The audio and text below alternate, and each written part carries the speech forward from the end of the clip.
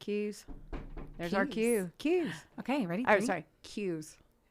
That confused me. Okay, 3, 2, 1. Hello. Hello. Hi. Hi. Welcome to A Couple of Sassholes podcast. I'm Brooklyn Johnson. And I am Heather Terry. And for those of you who wonder, this is our power hour of true crime with fucked up people doing fucked up shit for fucked up reasons. And today is another one of those days. It is. It is. Every time. Can I also say that I usually come prepared for these things, and I have thrown our wonderful producer, Wonderboy Media, through a loop by not having my story or anything to read my story. Yeah, you walked in, you're like, hey, I have nothing. Do you have stuff? Because I'm here to talk, but I have nothing to talk about.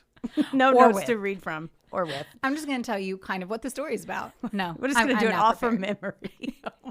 Which I probably could. I'm not even gonna lie. Oh, man. This one is one that my mama bear, Mrs. Mona Maple, had told me about and then hounded me about and then consistently has brought up every single time that I've ever gone to visit my parents for the last 16 weeks. Yeah. By 16, probably the last 3 years. She's I've heard passionate. it. Very passionate. So we about to do it. We're about to do it. We're going to talk about the hi-fi murders. Jumping today. right in. No, Ooh. Everything's fine. Everything's fine. You just bought something on Drew's Amazon account or something? If it's up, buy me something. I'm like, ooh. I just buy myself a printer. Because that is apparently something I need, is a printer. No, so we're going to talk about the hi-fi murders today. And I know I am jumping in hard and fast. You are. But the other thing I could talk about is how comfortable my pants are from I Sam's knew Club. you were going to say that. You've been rubbing your pants like a genie's going to pop out of your butthole or something. I wish it... Do you? I wish a genie would pop out of somewhere other than my butthole. Okay. Or any of my holes. Just a teacup or a tea kettle. What? Anyway, if you are near a Sam's Club, you should go check out their joggers for the low price of $12.98. You too can be sitting in a lap of luxury. What? Not a sponsor. They're not a sponsor, but they are a fucking treat. Yeah. And this is what 36 looks like. Being pumped about your $12 pants from Sam's Club that I could have bought in bulk. But yes. Yeah. Yes. Just passion. I'm oozing passion. You are. Yeah. She's back. For those of you who didn't know, she was concussed. Mm-hmm. And homegirl is back and raring to go. I am ripe. Yes. I am not ripe like I smell. I am just a juicy fruit. I have been reading a lot about gardening, and almost everything that I can reference right now is some kind of garden experience, but it's fine. Yes. It's going to be great. Let's you go ready to rage? I am. Okay. So I found my information from my bitch Wikipedia, which is always my ride or die, Weber State University, ABC4 Utah, Standard.net, and then also the glorious Mona Maple. Hey. Okay, so as I mentioned, my mom is the one that made me, literally forced me to do this story. Apparently it had rocked her world. She was 14 whenever it happened, and I actually thought like my mom knew about it and had heard about it, and she did not at all. Apparently whenever she moved to Indiana from California, she's originally from PA. This is a lesson on my mom's whereabouts in the 70s. She was in a bookstore. Woman of my own heart. She was in a bookstore, picked up, she likes brutal, like she is a true crime junkie, like in every sense of it. And she picked up a book about it and then was kind of just enthralled in how terrible the story is. There is just a high level of fucking fuck shit fuck, you know? High level fucking shit fuck shit. Maybe my concussion isn't. It isn't better. You're on the up and up. I am. It's a terrible story. Yeah. Very senseless as they tend to be. And she said that she did not hear about it, which she said she was shocked because of the brutality, because she was 14 here. She was 17 whenever the Manson family happened. She was like, but we all heard about the Manson family. I was like, Mom, you were also 14. I was like, I don't know. I don't know if you were paying attention. I also don't think the news back in 74 was thriving like it is today. Yeah. Telling us every bad thing that happens and very little good. I know. There's some stories where I'm like, I was 18. Why did I not know about that? Like there's... I also think about it right now and I'm like, I don't watch the news unless it's like I really have to for some reason. Other than that, I'm just blissfully unaware and paying attention to what my Instagram feed feeds me, which is depressing. And I'm going to look in the mirror tomorrow morning and I'm going to be like, you can do better. Let's go. So our story begins in Ogden, Utah at an audio store. For those of you who are too young to know, we used to actually have to go into stores to buy specific things, including records and equipment to listen to music. So like a Radio Shack. Yes. Oh. But bigger because everything was huge.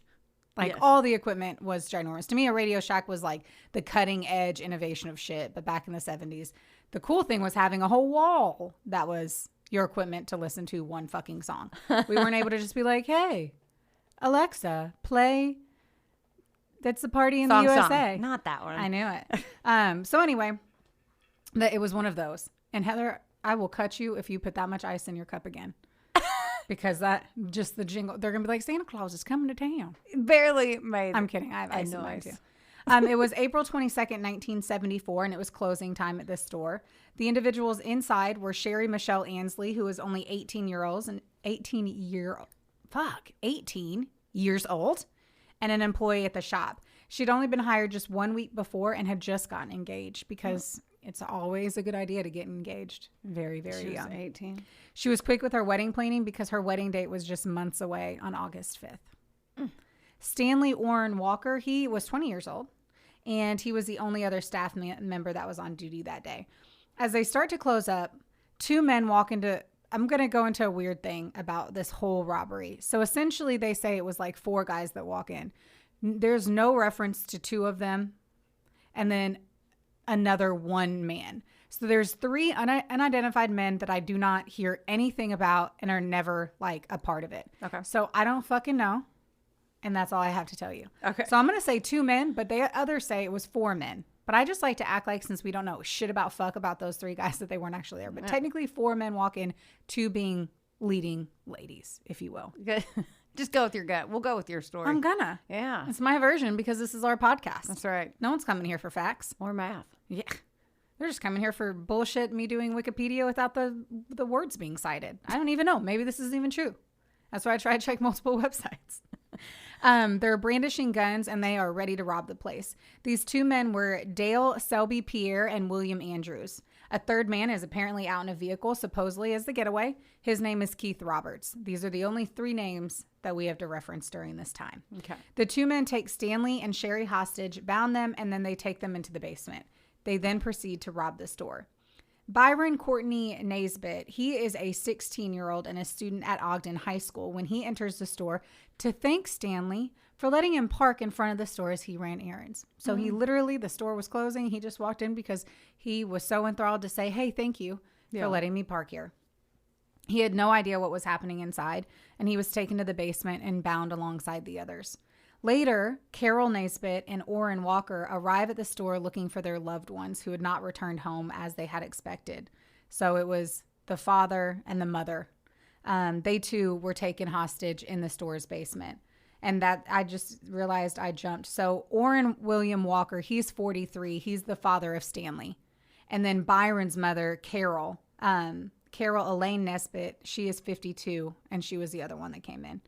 I'm going to say, not now. We don't need to turn on these notifications for OneDrive. As I mentioned, they were held hostage. Later, they state that apparently something crazy happened, and I'm just going to jump out of that sentence. I'm going to think that I meant to delete that, and through our editing team, they did not delete the right sentence. Or me. Today, this morning. Cunt Andrews and Fuckbag Pierre, because I'm going to go just to their last names. I'll try to keep all the other names as their first names. They decide to run out to the van, and they return with a brown paper bag with a bottle. In total now, they have 5 hostages in the basement. Okay, that's what I was going to ask. Yeah. Okay. So essentially, it was really just 2. They probably felt like they could have handled that. That 3rd kid walked in there, and he was just saying something, so they grabbed him. And then the parents of the other ones, which is just... terrible. There was liquid Drano inside of the bag. Piero ordered Orrin, which was the father, to make everyone drink it, but he refused. So he was bound, gagged, and they threw him face forward, like on the basement floor. They prompted the hostages into, or they prompted. Do you want to know how I spelled that? Yes, I kind of do. Propted. Propted. Instead of propped. Well, they prompted. Yeah, they propped him into sitting positions, and they forced them to drink the Drano, telling them that it was vodka laced with sleeping pills. It immediately caused blisters on their lips. It burnt their tongues and their throats and peeled the flesh off around their mouths. Sherry, who was still begging for her life, which was the young bride, was forced to drink the Drano. Pierre and Andrews tried to duct tape the hostages' mouths shut to hold the quantities of drain cleaner in and to silence the fact that they were screaming, but the oozing blisters prevented the adhesive from even sticking. This is so... Couldn't they just taken their speakers and left? Like, yes, why? they could have. They very much could have. No need. Orrin was the last to be given the Drano, but seeing what was happening to everyone else in the room, he basically let it pour out of his mouth, and then he mimicked the convulsions and the screams of his son and other hostages. And then I literally wrote insert tears and sadness right here. Now all of these men, Pierre, Andrews, and Roberts, are fucking United States Air Force airmen. What? So Pierre was 21 years old at the time of the crime, a fucking kid. He was born and raised in Trinidad and Tobago and moved to Brooklyn, New York at the age of 17. Now, in May 1973, Pierre entered an active service with the United States Air Force. And in September of 73, he was transferred to Hill Air Force Base as a helicopter mechanic. Almost on arrival, he became the prime suspect in the October 5th, 1973 murder of Edward Jefferson, who was an Air Force sergeant at Hill Air Force Base, although police lacked any evidence to provide those charges. So really an outstanding human being. Yeah. At the time of the Hi-Fi murders, which for anyone that did not catch on, because I don't know that I said that, the name of the store was Hi-Fi. I wondered why it was called that. Sadly, that was the store name. He was actually out on bail for car theft from a Salt Lake City car dealer. So they thought he murdered somebody, and he was also on bail. Not a good human. Now, at his clemency hearing, Pierre said, "The crime took a course of its own. It wasn't planned that way. People kept coming in, and I just panicked. The only way to prevent what happened was to have been moved away from the Air Force entirely." I'm going to pause real quick because it just makes sense to blame everything else on the fact that you're a fuckwad. Mm-hmm. He said, "Of course, the alcohol and the pills I was consuming didn't help. Valium, Reds, Black Beauties, and Yellow Jackets. Everyone has a limit beyond which they don't go. Drugs, etc. can alter that limit. I tell myself, you have to accept responsibility for it. You did it. You were there. You can't rationalize it.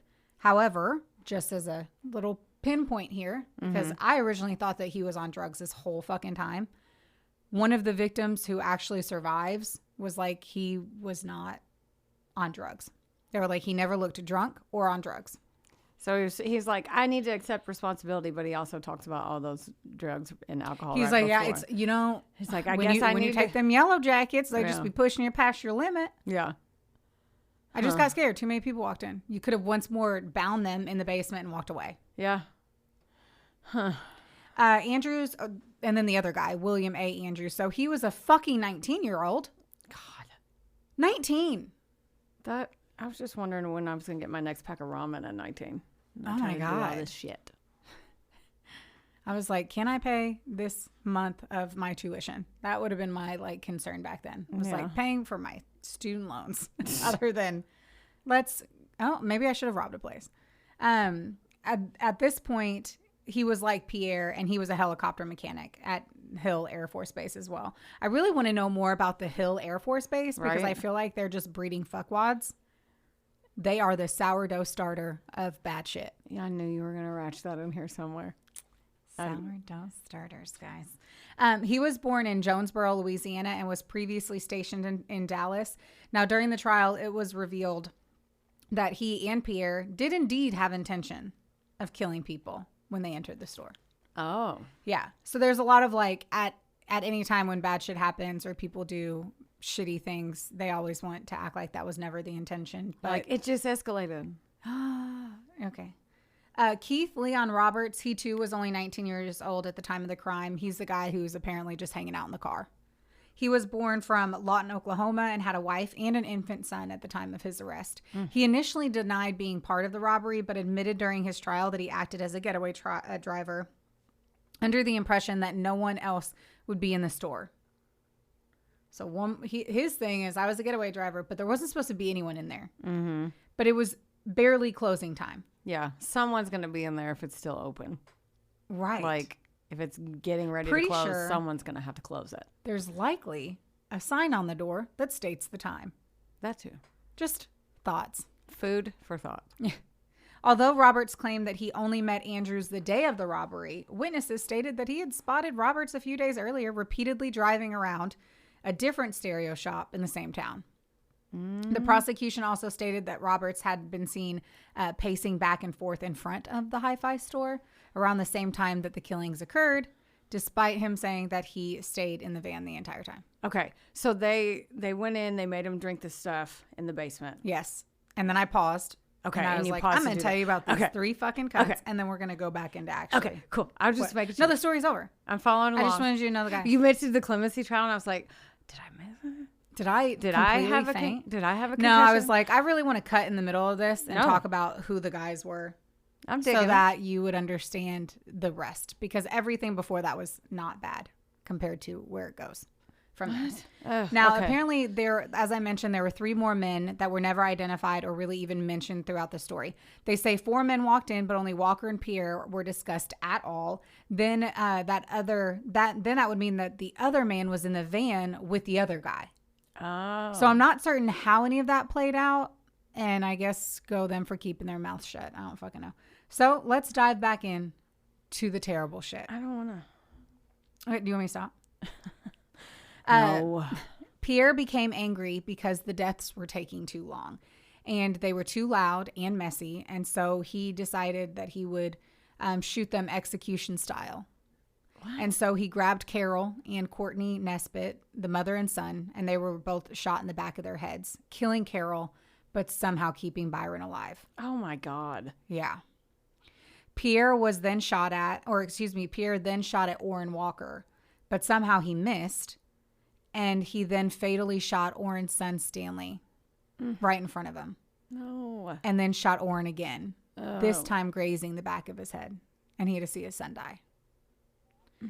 This all takes an even worse turn, if you can imagine, when Pierre then takes Sherry to the far corner of the basement at gunpoint, and he forced her to strip naked. He then told Andrews to leave for 30 minutes. No. He repeatedly raped her. He eventually let her use the restroom while he watched, then dragged her back to the other hostages naked. He threw her on her face and shot her in the back of the head. What a piece of... This is... One of the survivors said that her last words were, "I'm too young to die." Oh, this is all awful. Usually our topics are. Andrews and Pierre realized that he was still alive, that Orrin was still alive. And so Pierre then mounted him, wrapped a wire around his throat, and tried to strangle him. When this failed, because apparently Orrin was not dying that day, Pierre and Andrews inserted a ballpoint pen into Orrin's ear. Pierre stomped on it until it punctured his eardrum, broke, and then exited through his throat. No. What the fuck is wrong with these guys? I have no idea. Pierre and Andrews went upstairs, finished loading equipment in their van, and left with $26,000 worth of equipment. I don't know how any of that, I don't know how. Throw them in the basement and lock the door. Yeah. Take your shit and leave. I just don't understand, what would then be the thought? You have a gun. I'm going to assume he ran out of bullets. To then be like, I'll just stomp a pen into someone's ear? That's insane. I had to think really hard to figure out how that would happen. Mm-hmm. That's why we're not on video today, but that's why I had my hands over my ears. It was, I hate this. They literally could have been like, I have a gun, get in the basement. We're going to steal some shit. Right. See ya. Never. Correct. That's what they could have done.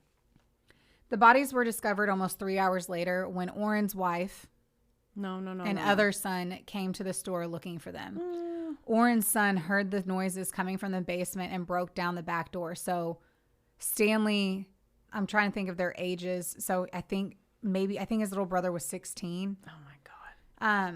He came down. Ooh, how do I fucking touch a mic? Always. But these are fancy because they have the little swooshers on there. Anyway, so they break down the basement door while Mrs. Walker calls the police. Stanley Walker and Ansley were already dead. Carol Nesbitt was taken by ambulance to St. Benedict's Hospital, but was pronounced dead on arrival. Byron, although not expected to live, survived after being shot in the head. Seriously? Yes. Whoa. He had severe and irreparable brain damage, and he was hospitalized for 266 days before he was released. Oh, shit. He somehow was able to go back to school, though. Orrin Walker survived with extensive burns to his mouth and chin, as well as the damage to his eardrum caused by the pen. Somehow the way they did it didn't go into his head. How? So he lived. He lived. He was shot. That's what I'm saying. They shot at him twice. One time grazing his head. He was choked with a wire, and then he was stabbed in the ear. Superman. And he lived at 52. Jeez.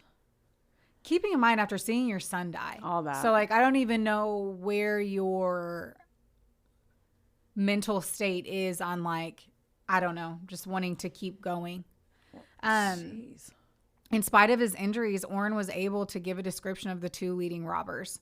With that, he said the man, and also, with the one who was firing the shots at the other victims.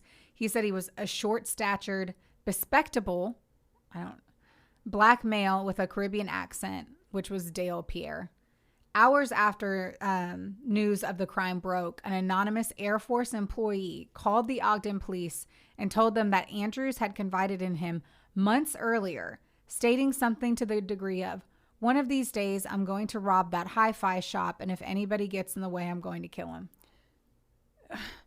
That's what I was wondering. Like, how did they get there? Like, how do you go from, I don't know, like there, doing that much fucked up shit? I'll never understand where the fuck-uppery comes into play. Because, I always think about their backstory and like, one of them was a robber and a murderer already. Yeah. I think the other two were just followers. And down to do some bad shit. They were like, yeah, he does bad shit. He's a badass. Let me do what he does. Yeah.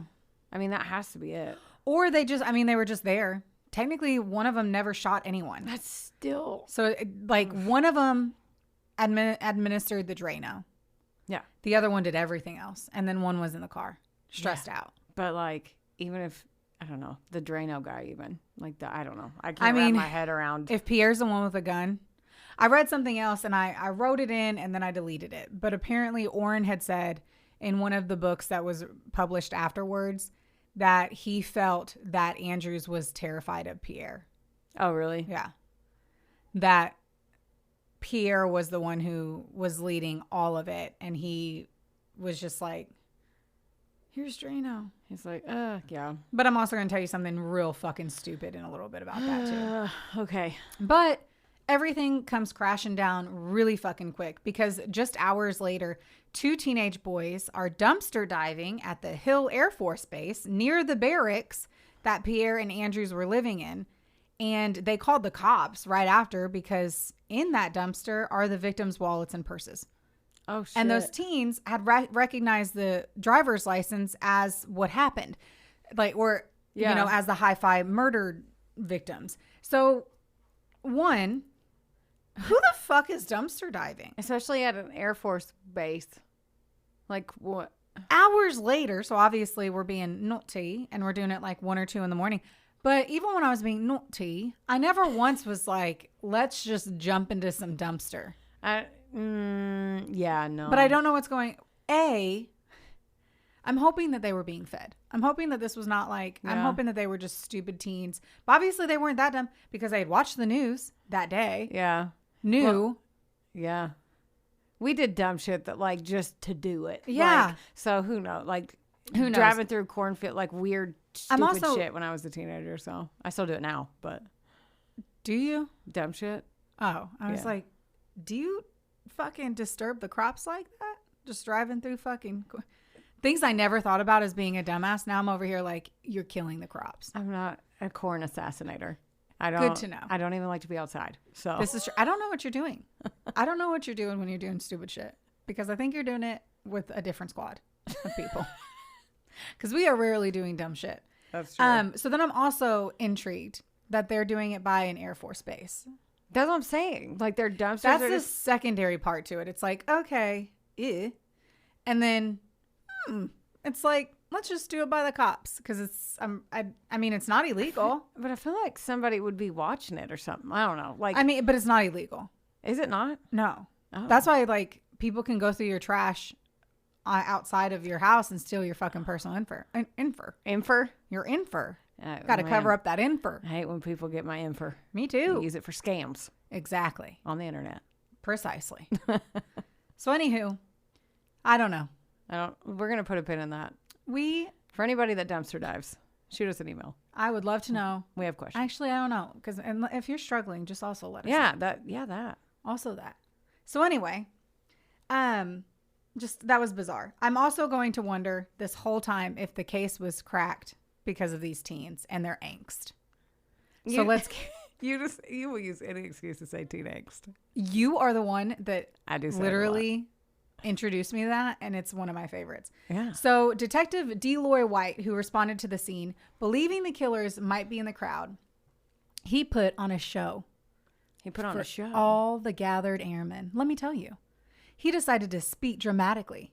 He waved each piece of evidence in the air with tongs as he removed them from the dumpster, like a glorious find, like a fucking chaliceman from under the ground. You can't be this dramatic when we're not on video, because I'm rolling. I your never get to arms tell you that someone does something dramatic. Your arms are flailing. He did it with tongs. You're pretending you have tongs. The claw. For the audio project, I need to make sure everybody knows Everyone the understands. show that you are putting on for me. He, in my mind, okay, so Okay. as I said, he was just wathing it around, showing everybody, being theatrical. Yes. My viewpoint, Okay. because that's what you asked for when you decided to press play, was that he was trying to make sure that everyone around could see how much evidence was collected and that they were going to figure it out no matter what. Because it was purses, Like, it was their bags, it was their yeah. things that were inside of them that they obviously had touched. Like, we got Later- you, bitch. Look. Yeah. Check out these tongs. Right. Exactly. So what they realized is that the service personnel who had gathered around the dumpsters, they basically stood still and they were just quiet, with the exception of two men, later identified as Pierre and Andrews, paced around the crowd, speaking loudly and making frantic gestures with their hands. What? So most people were just watching and they were being frantic, They were being fucking dillweeds. rambunctious. Yes. Yes. They were being rambunctious. I'm just like, Why chill would- the fuck out. Now, maybe he had taken a fucking them black- yellow hornet or something. Those Yellow black jackets. It's black beauties. Those corn nuggets. I don't know what the fuck the drugs black were, but beauties maybe. and yellow jackets. Yeah.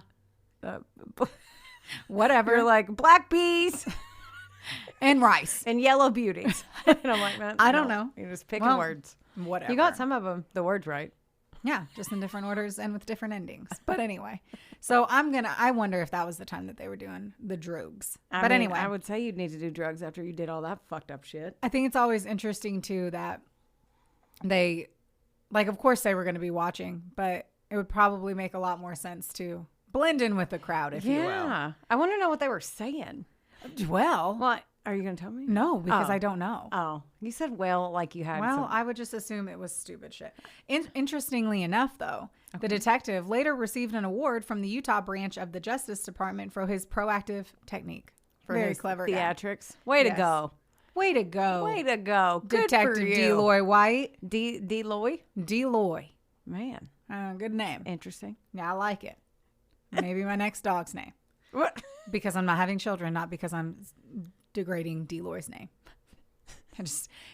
This could be their first time, and they don't know that I'm not going to procreate. And they're Oh, like, yeah. what a bitch. She's like, that's a puppy's name versus a child's name.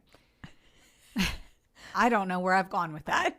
So I'm I'm just going going to to let you rush back in. I'm gonna walk around the perimeter, and I'm gonna go back into, based on the two men's reactions to the evidence being removed from the trash bins, Andrews and Pierre were then indeed taken in for questioning. Oh. A search warrant was then issued for their barracks. Intriguing.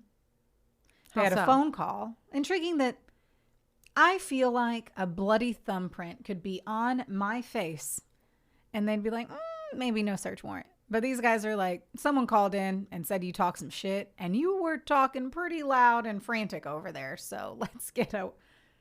These guys were talking loud. They were super frantic over there.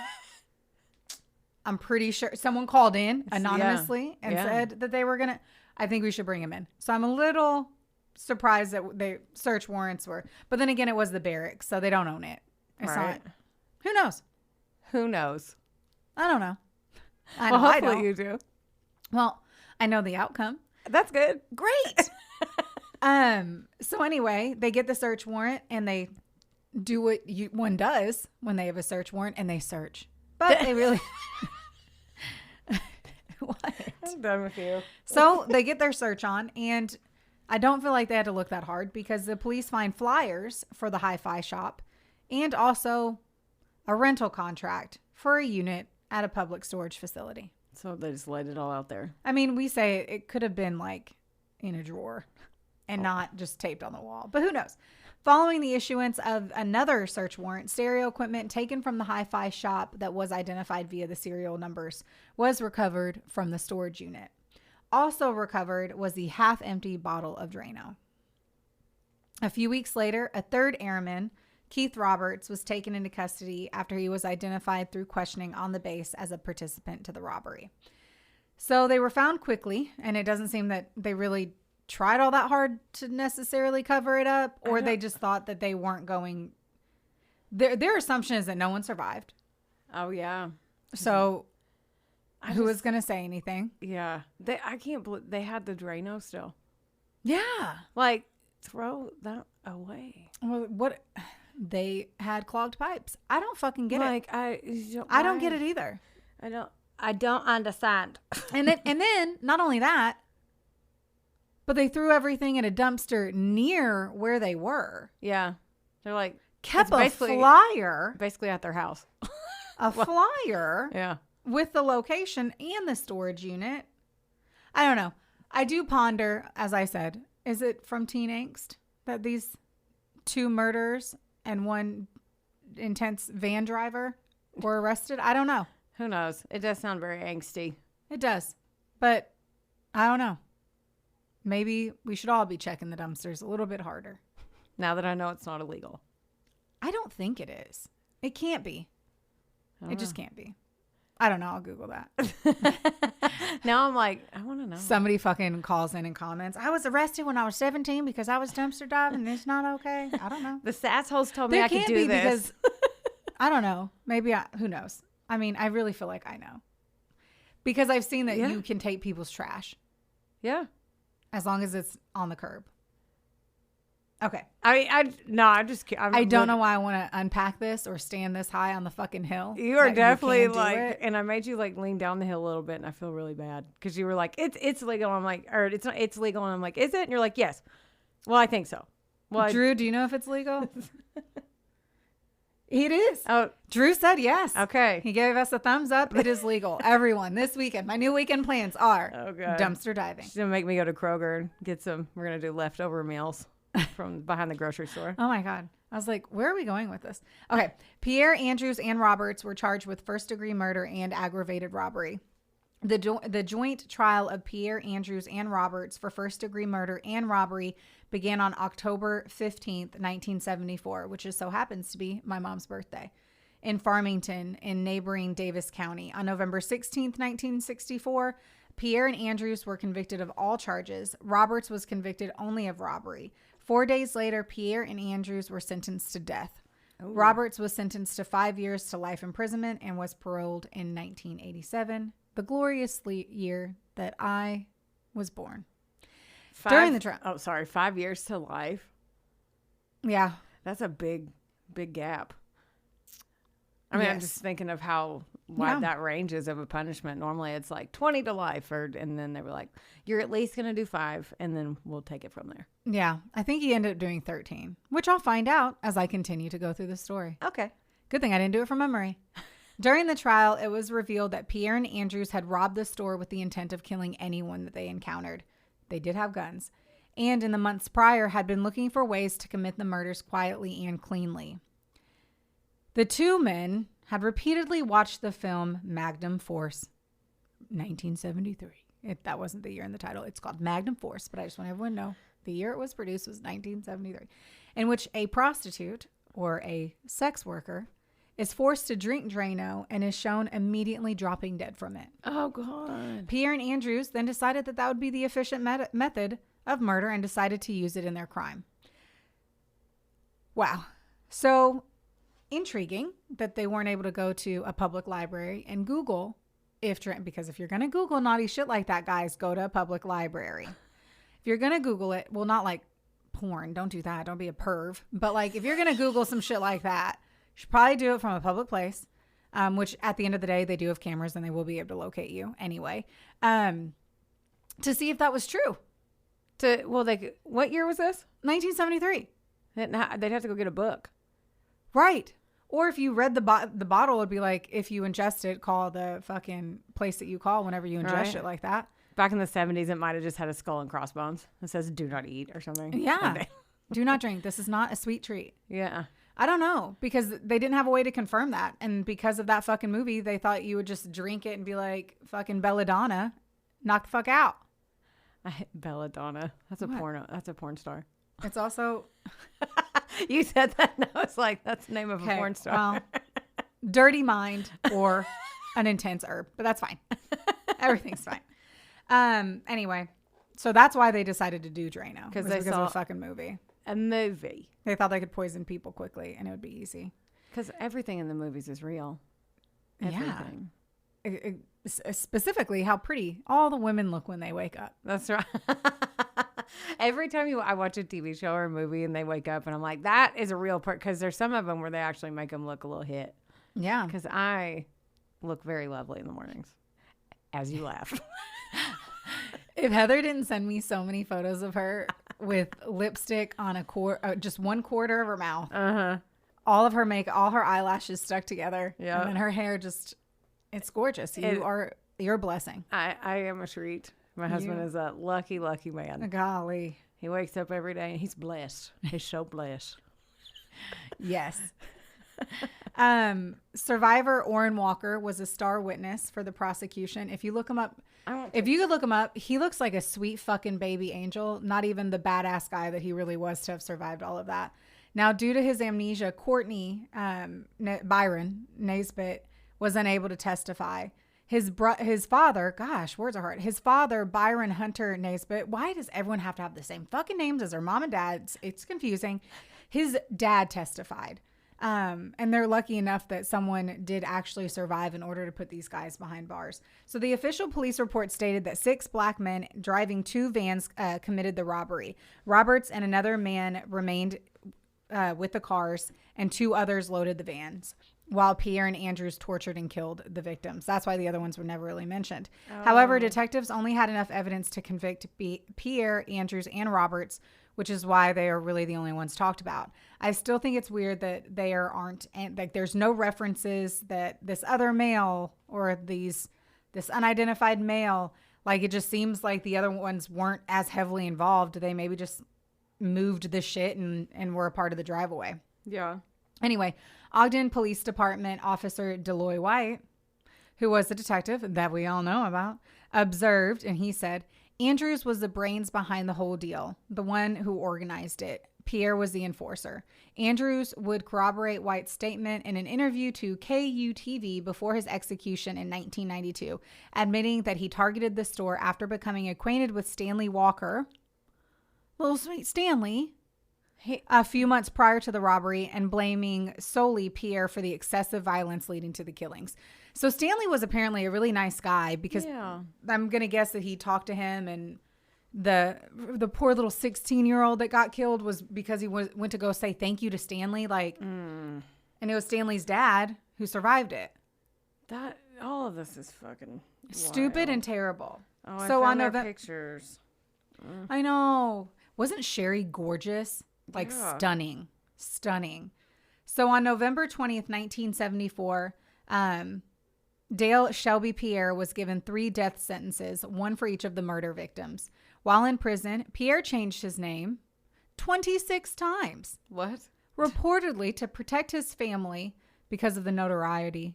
And are you ready to know what he settled on? No, I was gonna ask. Keep in mind his name is Dale Selby Pierre. Pierre Dale Selby.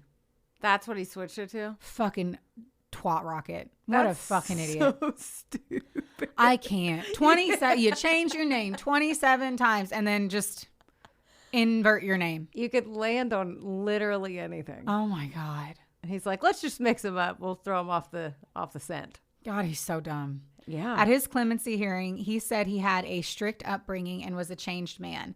After being denied clemency, Pierre was executed by lethal injection on August 28th, 1987 at the age of 34. Shit. Because he was so young when he did this shit. Yeah. At the time of his death, Pierre bequeathed all of his money to Andrews. Do you want to know how much money it was? Yes. $29. Oh, that's a lot of bequeathing. I'm bequeathing all over the place. That's too close to that. That something nasty. Yeah. Stop being so horny today. What? You're being so horny. Because that is definitely not Stop being a dirty. horn dog word. Bequeathed? No, the other word. I don't know what you're talking about. Okay. Pierre declined his last meal, instead spending his final day fasting, praying, singing hymns, and reading the Bible. Stop. His last words were, "Thank you. I'm just going to say my prayers." The Desert News reports that Pierre said to no one in particular, moments before his execution, "I'll be glad when this is over." He's like, no, I'm not even going to eat. I'm just going to read this book. So he got in there and found Jesus, like a lot of them do. Sure. There's a soapbox I'm not going to stand on. Oh, no. A lot of them do that, though. I know, but I mean, whatever. I mean, you know what? If you know that you're going to die and you have to decide where I couldn't tell you if I had a death sentence on me and I needed to feel some level of faith and like it's going to be okay. Yeah. I mean, it makes a lot of sense, but it's just hard to like when, you just don't know if it's real. Like if he would have Dahmer. if he would have gotten off of this and they were like, okay, you're going to stay in jail. Okay. Maybe he doesn't care. Yeah, I about don't the know. good Lord and Savior. It's a very common thread of those people like Dahmer and all them that they're like, no, I'm a Christian now. It's fine. It's fine. I didn't do all the bad stuff. It's fine. Who cares that I ate? He doesn't 22 care. men? Yeah, he doesn't care. That's As the long part as I where I'm like- apologize. Orrin Walker testified during the clemency hearing, our sweet little angel. He called Pierre a sadist and said he deserved to die, saying, after he shot Mrs. Naisbitt first, then he was kind of prancing or walking in a manner that I got the impression he was kind of enjoying what he was doing. This has been hard for me. It's hard for me to believe that I was ever involved with this. My son Stanley's life was taken with 2 shots in Drano. He tried 5 different times to kill me. Each one could have been lethal. It certainly has changed our lives. Walker said that his younger son, traumatized by his older brother's murder, slept on a mattress in his parents' bedroom and refused to go into the basement of their house. I mean, yeah, I'm sure. Oh, and I hate that. Somehow it deleted, but his wife said that, or he had said that his wife pretty much just stays in bed. Oh. On November 16th, 1974, also my father's birthday, William A. Andrews, this is a very family birthday date experience. William A. Andrews was convicted of 3 counts of first-degree murder and 2 counts of aggravated robbery for the hi-fi crimes. Andrews' death conviction was considered especially controversial because he did not directly kill any of the victims, although he did admit to forcefully administering Drano down their throats. So, I mean, well, okay.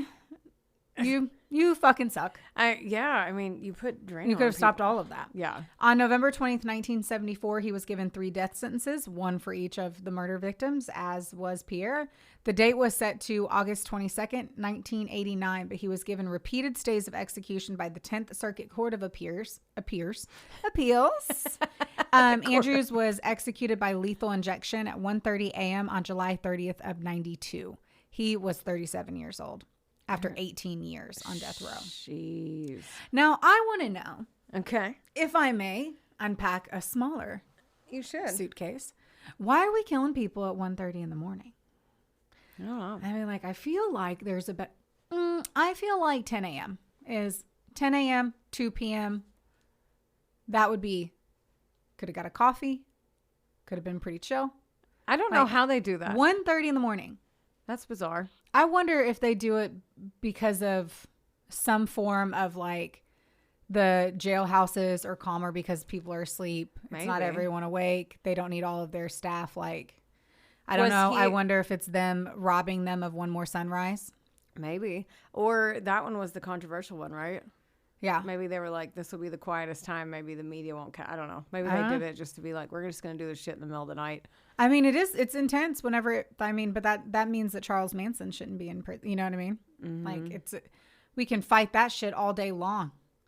Anyway. Very true. If somebody knows why, if you're a listener and you work for the prison system and you know why that people tend to have their executions happen midday, please leave a comment. We would like to know. Yes. Would you like to know what his last meal was? I always want to know. I know. Yes. His last meal was a banana split, which he shared with his niece and his sister. Andrew's last word. I'm going to throw your phone today. It's not what? I silenced it. If I had I'd have $7 today, guys. I want everyone to know I would have $7 for how many times Heather has touched her phone. Andrew's last words spoken to Deputy Corrections Director Bruce Egan were, "Thank those who tried so hard to keep me alive. I hope they continue to fight for equal justice after I'm gone. Tell my family goodbye and I love them." After being strapped onto the gurney at 1:35 a.m., Andrew shifted his head and said, "I love you. Bye-bye."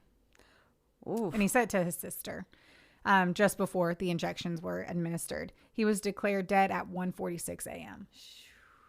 11 minutes. It's hard to think about the families, too, like his sister and stuff, like of the bad guy. Because you don't really think about that when you're like, yeah, put him on, like. I do, because I've read a lot of death books row. from the perspective of sons, daughters, sisters, wives, Yeah, I husbands of haven't. serial killers. I don't think about that. And usually people think you suck too. So, I mean, it would be sad. But also knowing that I'd be more upset for like Keith Roberts' son. And so like if he would have actually gotten lethal injection or something like that and he was the getaway driver, like I do feel a little bit differently because once they walked in, yes, he had a gun, which he could have brandished. And they went in with a bottle, which they could have thought was OE. Like it could have been a fucking frothy malt bev. You know what I'm saying? They could have got thirsty. Yeah. And there's a chance that you didn't think that they were going to kill someone. Getaway drivers, I would be more lenient on. Mm-hmm. But anyway, I am not a judge, nor a jury. Now, Keith Leon Roberts, he was the interesting one. He was acquitted of murder after the court found that he had no role in or knowledge of the murders. He was, however, convicted of 2 counts of aggravated robbery and sentenced to 5 years to life, as we kind of mentioned.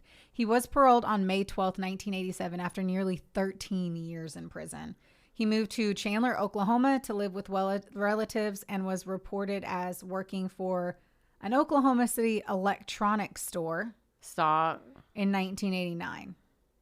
Whoa. Unfortunately, though, he killed himself on August shit. 8th of 92, barely a week after Andrews' execution. Shit. I did not see that one coming. I didn't either. Well, I did because I wrote it, but I feel you. I was shocked. I was like, well, then that makes you wonder other things. Right? But also, we've read so many times how people who survive, or not even survive, well, sadly, the guilty, what am I trying to say? The Innocence Project. Mm-hmm. How many people who were innocent went to jail and then killed themselves afterwards because they don't. Same thing with our military, sadly. Mm-hmm. Pierre and Andrews became notoriously hated prisoners at Utah State Prison and were particularly reveled on death row. In 1977, convicted murderer Gary Gilmore, who was also facing capital punishment, was reported to have said, "I'll see you in hell, Pierre and Andrews," as he passed their cells on the way to his execution by firing squad. Whoa. How fucking medieval are we? What a choice. Squad. Do you get to pick? Sometimes. However, the Desert News reported that Gilmore's parting words to the hi-fi killers moments before his execution were, golly, "Adios, Pierre and Andrews. I'll be seeing you directly." Whoa. Dun, dun, dun. I mean, it's like, I'm going to fuck with these people before I go. Well, if he fucking hates him, I'll see you in hell. One last time. That's for the firing squad.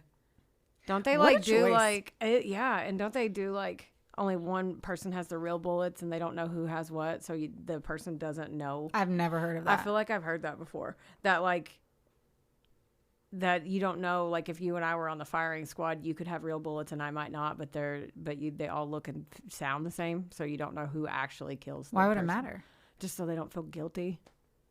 Oh, well, Like, they shouldn't be a part of the firing squad. I mean, I don't know if they just put a sign up in the If break it's room. my job to kill someone, I'm not going to feel guilty. It's my fucking job. There's a reason I should have been in the military. Like, I think it all the time. 2 Air Force parents, I should have been over there handling business. I don't think that. No, I don't think I would sign up on that sign up sheet. I wouldn't sign up for it. That's why I'm not over here. Yeah, that's what I was gonna say. Yeah. That's what I would. I don't think I would. If I saw that in the break room, I don't think I would put my name on there. Taking the life from someone would be I'm just going to pick 5 names out of the hat at the prison. True. It's people who apply and they know how to administer lethal injection. Like, it's certain people. Yeah. Anyway, there were some appeals that accrued on this one because the 2 defendants were black and the jury was all white, with 1 black juror that they said was put on specifically for the prosecution. Here's my stance on this. If he had raped and killed your 18-year-old daughter 2 months before her wedding, would you two just want him to sit in a cell or would you want him to die? I mean, we can put a race factor in this, but race plays a factor in so many things. But when there's proof. There's no question about what you did and you did brutal things. It is what it is. Like, you did that to complete innocent strangers. Yeah, it wouldn't matter what race someone was. Exactly. It'd be the same. So to hit a little bit on the legacy of the case, FBI trainees at the FBI Academy at Quantico, Virginia, are taught about this case. Oh, shit. It was included as a sample case in the FBI's crime classification manual as well. Wow. The experiences of Courtney Nesbitt and his family became the basis for Gary Kindner's book, Victim: The Other Side of Murder, in 1982, which I believe is the book that my mom picked up whenever she moved here. Oh. Yeah. At one point, he said that, and I had said that he says that he thinks that he was a psychopath, like that Dale Selby Pierre was a true fucking psychopath. It sounds like it. Yeah, because I'm amazed that Byron, in his family, they wrote a book. You mean Pierre Dale Shelby? What did he change his name to? Fuck it, I don't know. Fuck his ass. And this, my friends, is a sad story of the hi-fi murders, brought to you by Mona Maple, the OG of our crime stories. Shit. What a bummer. That is a big bummer. And I'm so mad because all they fucking had to do was just go, if they wanted to steal some speakers. Robberies are so dumb. Fucking speakers. Yeah. Just go do that. Like, there was no requirement for any other. But and that's the thing is, like, you can always say I'm obviously reading this off of like 5 different websites.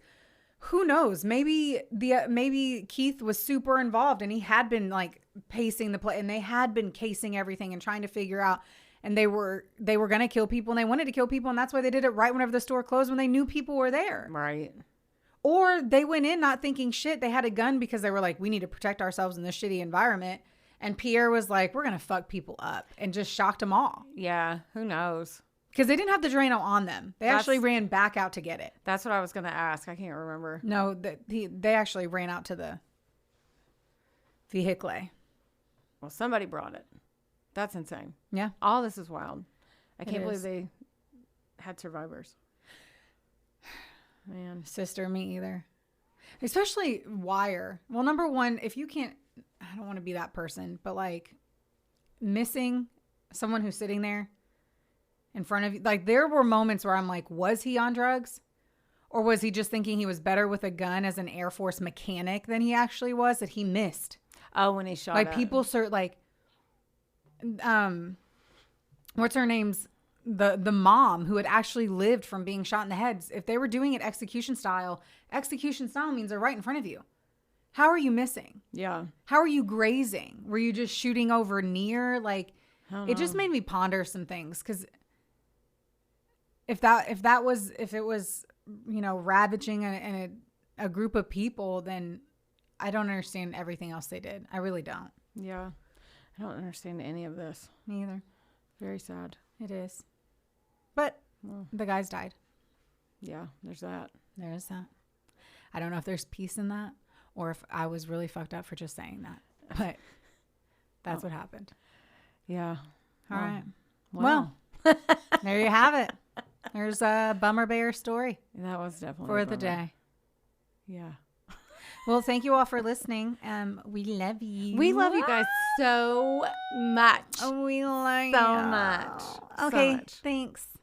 Thanks. Okay, bye. Oh wait, fuck. I gave you the look. You did. I'm like, because normally it's me that forgets. Heather always forgets, so then I get all ballsy and shit. Anyway, don't get mad. Get sassy. Ayy. That was so funny. Are you burning up? No, that actually helps a lot. Yes. Just a thought. A THOT. THOT. Because I've noticed the two we say that thought every time. the two that I've listened in on. So what's your engagement like on these podcasts? Do people answer the questions you ask when you ask those questions? Not really. I wish they did. No, I've only had one person, and it was my question: do you believe in an eye for an eye? And this guy was like, I believe in an eye for an eye. He was like, I would watch a serial killer die. And I was like, that was the other one. Would you watch a serial killer die? They do. Like, So, I mean, rarely. Sometimes they'll message us but not. Have you all considered doing a fact check segment? Like.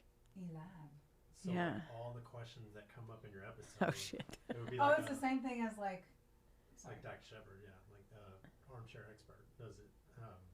So then after everything's over, if you want to keep listening, here's the fact check. And if you're like curious about why they execute people at midnight, or can you dig through someone's trash on the curb, like.